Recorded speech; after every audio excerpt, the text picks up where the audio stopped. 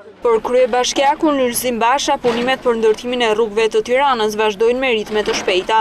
Basha ka inspektuar këtë herë në një tjetër lagje të kryeqytetit, rrugën Robert Zhvarc. Sipas kryebashkiakut, rrugët që janë ndërtuar më parë nuk plotësojnë kushtet dhe shpeshherë gjatë rreshjeve të shiut. Këto lagje përmbyten nga ujërat, siç ndodhte edhe me rrugën Robert Zhvarc.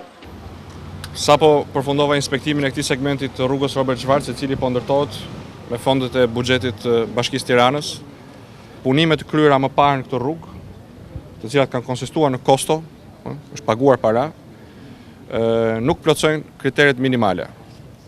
Sa herë që bie shi kjo zonë përmbytet, sepse nuk ka kanalizimet e nevojshme, ndërkohë që ujërat e zeza banorët i trajtojnë secili individualisht, sipas ndërhyrjeve private në infrastrukturë apo gropave septike. Këtu jam i përkushtuar që kurrë më në Bashkinë e Tiranës mos të derdhet asfalt elektoral.